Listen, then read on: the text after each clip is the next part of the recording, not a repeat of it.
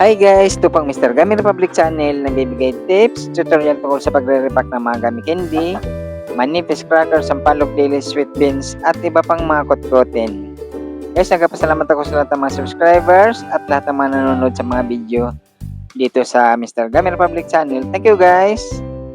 Kung magustuhan niyo itong ganitong mga video, please subscribe at gawin niyo rin para lahat tayo ay kumita. Ang re-repakin natin, marshmallow big. Ang kilo ng marshmallow big ngayong September 2024, 110 pesos presyong Divisoria, Manila. Ang gagamitin natin plastic 3x5 4 pieces na marshmallow big para sa 5 pesos only. Kailangan lang guys, bibilisan natin ang pagre-repack nitong malos para maging makintab ang kanyang kulay. Huwag natin hayaan na sumingaw siya ng matagal.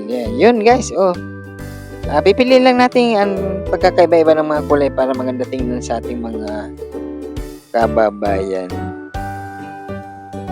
Ito guys, ng mga kutkutin, pwede na tayo kumita dito.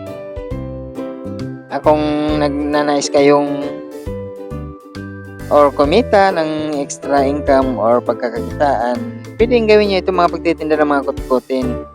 Panoorin nyo dito sa ating channel, marami ditong mga kutkutin na atin nare-repack at mga nagbibigay tayo ng tips tungkol sa mga pagre-repack ng mga kutkutin or kung alin ang mga mabili sa ating mga kababayan. Ganyan lang guys ang ating gagawin. Depende sa inyo kung magkano ang inyong mga presyuhan or kung magkano ang inyong mga puhunan sa inyong lugar. Mas maganda tayo mismo ang pupunta sa mga pamilihan, sa mga palengke, hanapin natin yung mga pwesto ng mga kutkutin or mga nag-wholesale price. Ito, sasamahan nyo ng mga iba-ibang klase mga kutkutin guys. Mga mani, sampalok, dilis, sweet beans, or mga crackers, mas para mas maganda. Kahit mag-umpisa muna tayo ng pakunti-kunti lang muna para makita natin kung alin ang magiging mabilis sa ating mga lugar. Ito na marshmallow guys, mabili ito kasi maraming bumibili nito ng mga ganitong mga kutkutin tulad nitong malos.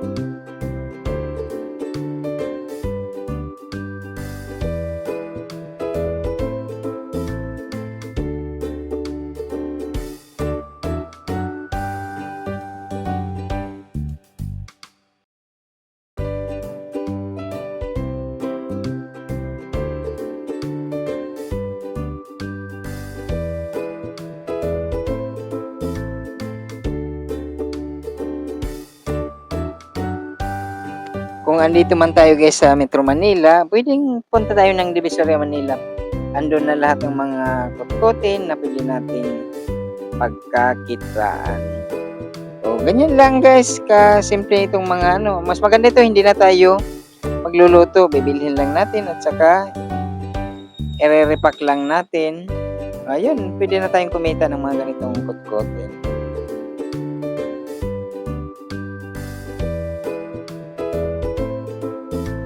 Di kaya kung saan ang mga malapit na mga palengke sa atin lugar.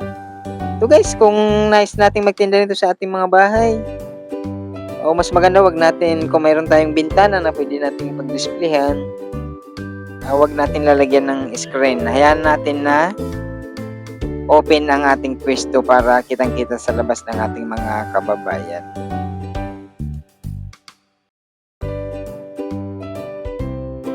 Yan, kailangan bibilangin mo lang natin guys. Pero nasa inyo na guys kung ilang piraso ang inyong ilalagay. At saka kung magkano ang inyong mga presyo.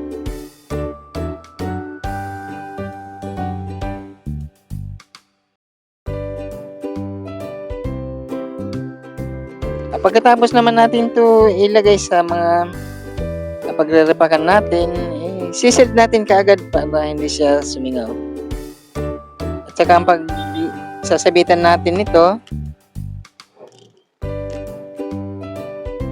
i-stapler lang natin sa mga karton ng cake. Yan o, para nandito sa ating mamaya guys, makikita natin paano natin to sinabit or in-stapler sa karton.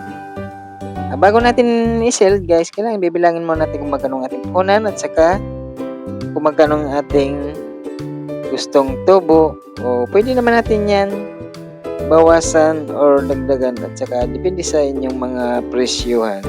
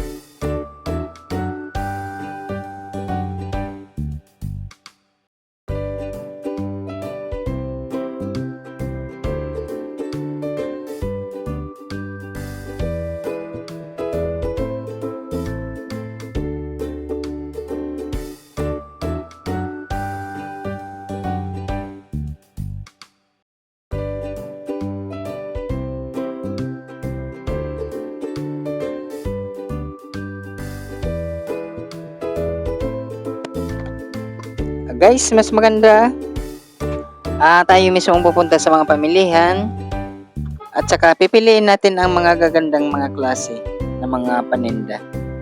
Tayo mismo ang pipili ng ating gustong bilhin at saka titingnan natin kung ang mga presyo guys, kung kikita tayo sa mga bibilhin natin. O ganyan lang guys, ito na ang ating paglalagyan. Karton lang yan ng cake. Mabibili natin to sa ating mga kapitbahay or ating mga kabayan na mga bumibili ng cake. So, bilhin natin isang box kung malalaki, 20 or 30 pesos. Yan, marami natin magagawa yan.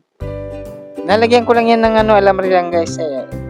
Sa bandang dulo, tutupi tayo ng 2 tupi tapos stapler rin. Yun, yung lalagyan natin ng alamri para maging matibay. At saka yun, stapler lang. Pag nag-stapler naman tayo, magkabilang gilid lang para maraming mailalagay natin at saka maganda tingnan. O, ganyan sa ginagawa ko guys, magkabilang gilid yan. Parang nakatabing ipalabas para hindi siya para magandang kanyang itsura. Di ba simpleng lang? At kailangan lang may puhunan tayo na pag-uumpisahan.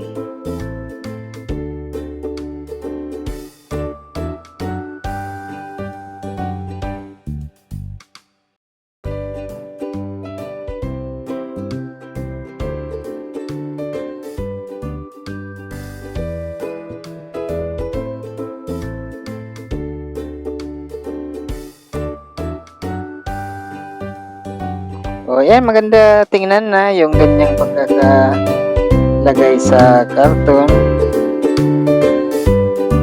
Yan, stapler lang yan guys na ating ginagamit dyan.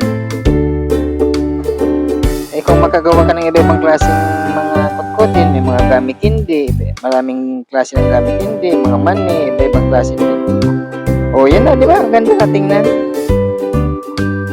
O, yan na, maganda na tingnan. Guys, nagpapasalamat ako sa lahat ng mga subscribers at lahat ng mga nanonood sa mga video ni Mr. Gamit Public Channel. Thank you guys! Kung magustuhan niyo ang mga ganitong video, please subscribe at gawin niyo rin para lahat tayo ay kumita. Kung magustuhan niyo ang mga ganitong video, maglagay kayo ng magkomento kayo at saka suggestion para sa ating video. Thank you guys! Bye!